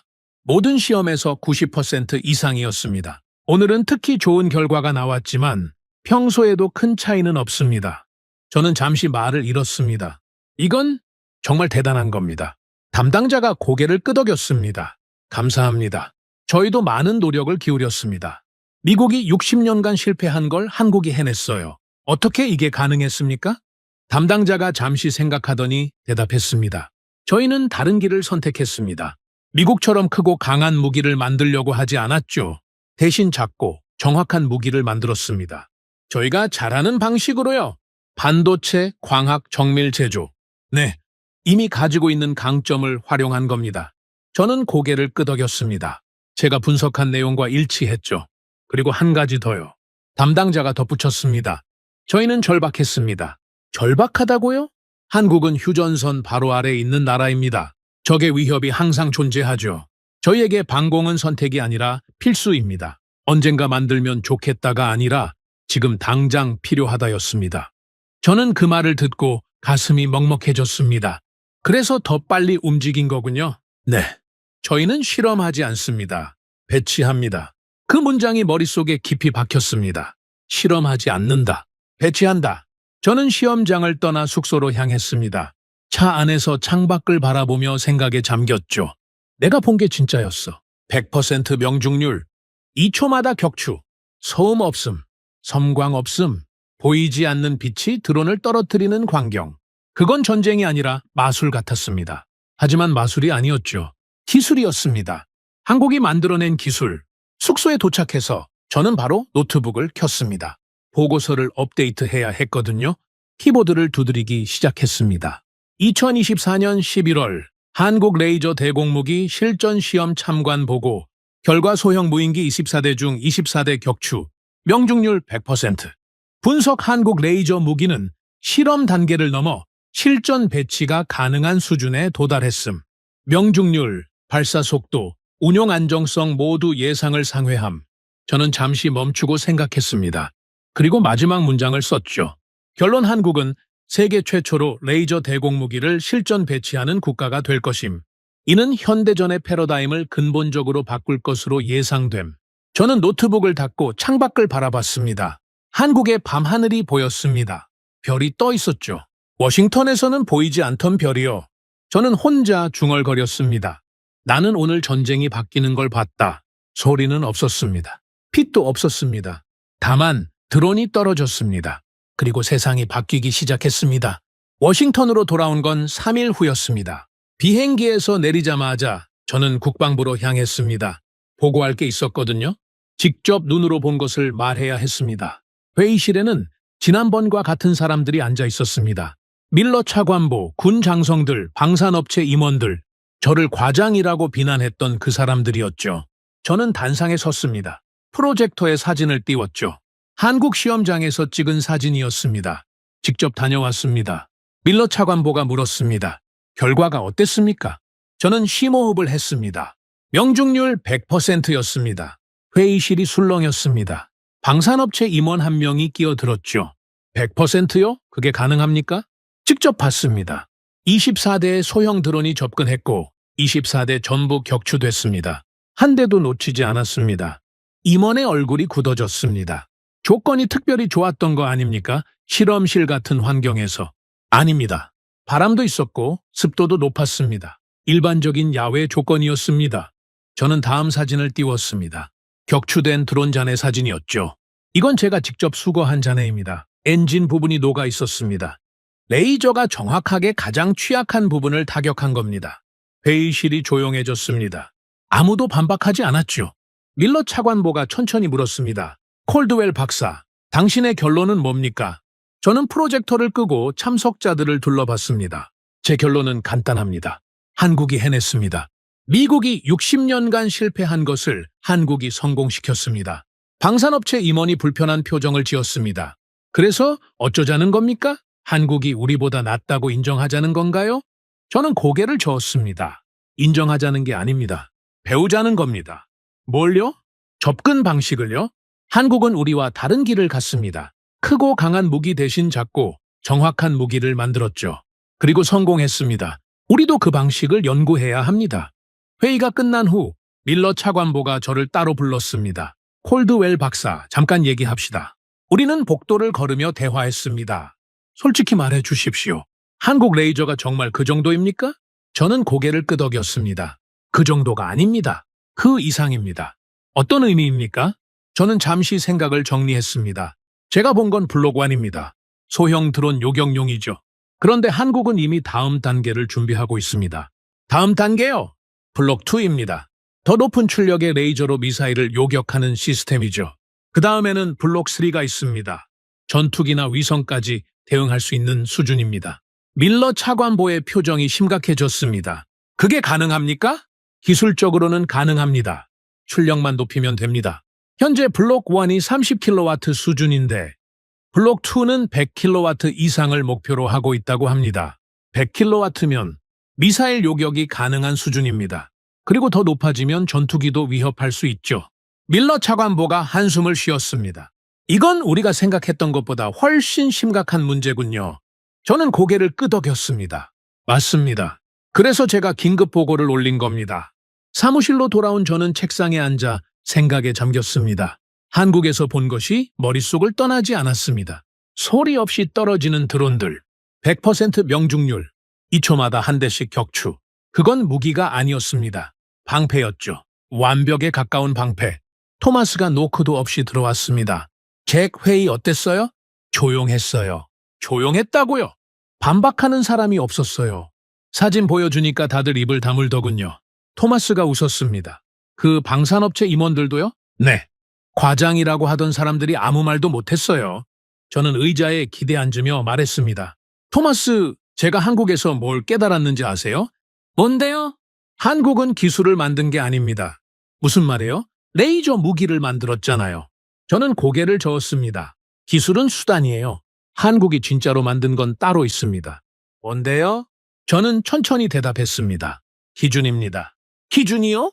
네, 전쟁의 새로운 기준을 만들었어요. 토마스가 의자를 끌어당겨 앉았습니다. 무슨 뜻인지 설명해 주세요. 저는 자리에서 일어나 창문 앞으로 걸어갔습니다. 워싱턴의 하늘이 보였죠. 흐린 날이었습니다. 지금까지 전쟁은 힘의 문제였습니다. 더 강한 무기, 더 큰 화력, 더 많은 예산. 힘으로 밀어붙이면 이기는 구조였죠. 그렇죠. 그래서 무기의 기준도 힘이었습니다. 얼마나 강하냐, 얼마나 비싸냐. 패트리엇이 왜 최고의 방공 무기로 인정받았겠습니까? 가장 강력하고 가장 비쌌으니까요. 토마스가 고개를 끄덕였습니다. 그런데 한국이 그 기준을 바꿨어요. 저는 돌아서서 토마스를 바라봤습니다. 한국 레이저는 강력하지 않습니다. 출력만 놓고 보면 미국이 시도했던 것들보다 약해요. 비싸지도 않죠. 발사 비용이 2,000원이니까요. 그런데 왜 더 나은 거예요? 지속할 수 있으니까요. 저는 책상으로 돌아와 앉았습니다. 전쟁은 순간의 승부가 아닙니다. 오래 버티는 쪽이 이기는 겁니다. 아무리 강한 무기가 있어도 탄약이 떨어지면 끝이에요. 아무리 좋은 방공망이 있어도 미사일이 바닥나면 무용지물이죠. 그래서요. 한국 레이저는 지속할 수 있습니다. 정의만 있으면 무한히 쏠 수 있어요. 탄약 걱정이 없죠. 비용 걱정도 없고요. 드론이 10,000대가 오든 10만 대가 오든 상관없습니다. 토마스가 감탄하며 말했습니다. 그러니까 힘이 아니라 지속성이 새로운 기준이 된 거네요. 바로 그겁니다. 한국이 만든 건 레이저 무기가 아니에요. 전쟁의 새로운 기준을 만든 겁니다. 얼마나 강하냐가 아니라 얼마나 오래 버틸 수 있느냐. 저는 잠시 말을 멈추고 심호흡을 했습니다. 그리고 그 기준을 세계에서 가장 먼저 실제로 적용한 나라가 한국입니다. 토마스가 조용히 물었습니다. 잭, 이게 앞으로 어떻게 될 것 같아요? 저는 창밖을 바라보며 대답했습니다. 확산될 겁니다.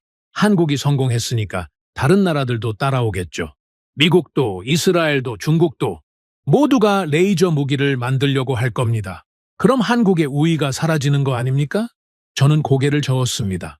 아닙니다. 먼저 시작한 쪽이 유리해요. 한국은 이미 블록 1을 실전 배치했습니다. 다른 나라들이 블록 1을 만들 때 한국은 블록 2로 넘어가겠죠. 격차가 계속 유지되는 겁니다. 따라잡기 어렵겠네요. 네. 그리고 더 중요한 게 있어요. 뭔데요? 저는 토마스를 똑바로 바라봤습니다. 한국은 실행력이 다릅니다. 실행력이요? 한국 담당자가 저한테 한 말이 있어요. 저희는 실험하지 않습니다. 배치합니다. 이 말이 계속 머릿속에 맴돕니다. 저는 의자에서 일어나 방안을 서성였습니다. 미국은 어떻게 합니까? 새 무기를 개발하면 몇 년간 실험하고 의회에서 토론하고 예산 심의 받고 그러다 보면 10년이 훌쩍 지나요. 그리고도 배치가 안 되는 경우가 허다하죠. 한국은 다르다는 거예요.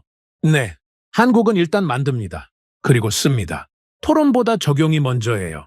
그래서 빠른 겁니다. 토마스가 웃었습니다. 그건 좀 부럽네요. 저도 웃었습니다. 하지만 씁쓸한 웃음이었죠. 부러운 정도가 아닙니다. 무서운 거예요. 무섭다고요? 한국이 이 속도를 유지하면 10년 후에는 방산 시장의 판도가 완전히 바뀔 겁니다. 미국이 최고라는 공식이 깨질 수도 있어요. 토마스의 표정이 진지해졌습니다.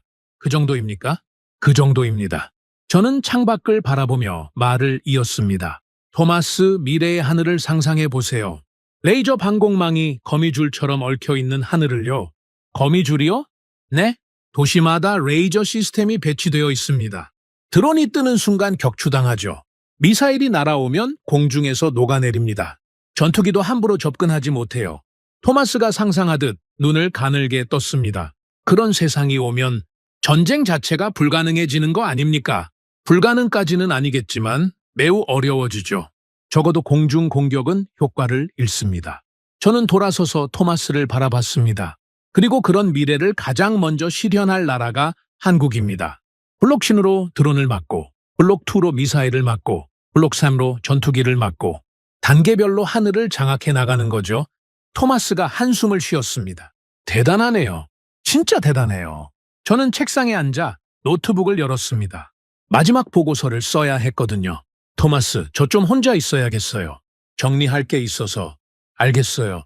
필요한 거 있으면 말해요. 토마스가 나간 후 저는 키보드에 손을 올렸습니다. 하지만 바로 쓰지는 못했죠. 생각을 정리해야 했습니다. 저는 30년간 전쟁을 분석해 왔습니다. 무기의 성능, 비용, 효율, 숫자로 전쟁을 이해하려고 했죠. 그리고 어느 정도 성공했다고 자부했습니다. 하지만 한국은 제가 놓친 것을 보여줬습니다. 전쟁은 숫자만의 문제가 아니었습니다. 관점의 문제였죠. 미국은 이렇게 물었습니다. 어떻게 하면 더 강한 무기를 만들까? 한국은 다르게 물었습니다. 어떻게 하면 더 오래 싸울 수 있을까? 질문이 다르니 답도 달랐습니다. 미국은 거대하고 강력한 레이저를 만들다가 실패했고, 한국은 작고 효율적인 레이저를 만들어서 성공했죠. 저는 타이핑을 시작했습니다. 최종 보고서 한국 레이저 대공무기가 의미하는 것. 1. 기술적 성과. 한국은 세계 최초로 레이저 대공무기를 실전 배치 가능한 수준으로 개발했다. 명중률 100%, 발사비용 2,000원, 연속 발사 가능.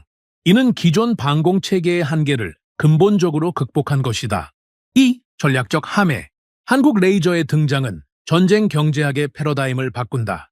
기존에는 공격이 방어보다 경제적으로 유리했다. 싸게 공격하고 비싸게 맞게 만드는 것이 승리의 공식이었다. 그러나 레이저 방공 시스템은 이 공식을 뒤집는다. 방어 비용이 거의 제로에 수렴하면서 공격 측의 물량 공세가 무력화된다. 3. 미래 전망. 한국은 현재 블록 1을 실전 배치 중이며 블록 2와 블록 3 개발을 진행 중이다. 이 로드맵이 실현되면 한국은 드론부터 미사일, 나아가 항공기까지 요격할 수 있는 다층 레이저 방공망을 구축하게 된다. 이는 한반도의 군사적 균형뿐 아니라 글로벌 방산 시장의 판도를 바꿀 것이다. 저는 마지막 문단을 쓰기 위해 잠시 멈췄습니다. 무엇을 써야 할지 알았지만 쓰기가 쉽지 않았죠. 한참을 망설이다가 타이핑을 시작했습니다. 4. 결론. 나는 오랫동안 전쟁을 힘의 문제로 봤다. 더 비싼 무기, 더 강한 폭발, 더 많은 예산, 힘이 곧 승리라고 믿었다. 하지만 한국은 다른 질문을 던졌다. 얼마나 오래 버틸 수 있는가? 2,000원짜리 레이저는 하늘을 태운 게 아니다. 전쟁의 공식을 태웠다. 이제 전쟁은 돈이 많은 쪽이 아니라 끝까지 남는 쪽이 이긴다. 그리고 그 방식을 세계에서 가장 먼저 실제로 써본 나라가 있다. 대한민국이다. 저는 키보드에서 손을 떼고 화면을 바라봤습니다. 마지막 문장이 눈에 들어왔죠. 대한민국. 30년간 방위산업을 분석하면서 한국을 특별히 주목한 적이 없었습니다. 미국, 러시아, 이스라엘. 그들이 항상 중심이었죠. 한국은 변방이었습니다. 그런데 지금은 달랐습니다. 한국이 새로운 기준을 세웠습니다. 다른 나라들이 따라가야 할 기준을요. 저는 보고서를 저장하고 의자의 등을 기댔습니다. 창밖으로 해가 지고 있었습니다. 워싱턴의 하늘이 붉게 물들었죠. 저는 혼자 중얼거렸습니다. 남들은 실험했다. 한국은 배치했다. 그래서 결과가 달랐다. 그리고 한마디를 덧붙였죠. 이건 시작이다. 한국의 레이저는 첫걸음에 불과했습니다. 블록 3이 시작이었고 블록 2와 블록 3가 뒤따를 겁니다. 그리고 그 너머에는 우리가 아직 상상하지 못한 것들이 있겠죠. 하늘이 다시 안전해지는 시대. 드론이 떠오르지 못하는 시대. 미사일이 목표에 닿기 전에 녹아내리는 시대. 그 시대를 여는 나라가 한국이었습니다. 저는 노트북을 닫고 자리에서 일어났습니다. 퇴근할 시간이었죠. 문을 열고 나가려는데 문득 한국 담당자의 말이 떠올랐습니다. 저희는 실험하지 않습니다. 배치합니다. 저는 웃었습니다. 그리고 불을 끄며 중얼거렸죠. 한국은 기술을 만든 게 아니다. 기준을 만들었다. 복도를 걸으며 저는 생각했습니다. 전쟁의 역사가 바뀌고 있다. 그리고 그 중심에 한국이 있다. 이건 끝이 아니었습니다. 시작이었죠. 오늘의 사연은 여기까지입니다. 구독과 좋아요는 영상 제작에 아주 큰 힘이 됩니다. 지금까지 감동테라스 저는 소희였습니다. 오늘도 우리 구독자님들의 가정에 따뜻한 행복이 가득하시길 진심으로 바라겠습니다. 긴 영상 끝까지 시청해주셔서 정말 감사합니다. 내일 더 좋은 이야기로 찾아뵙겠습니다. 감사합니다.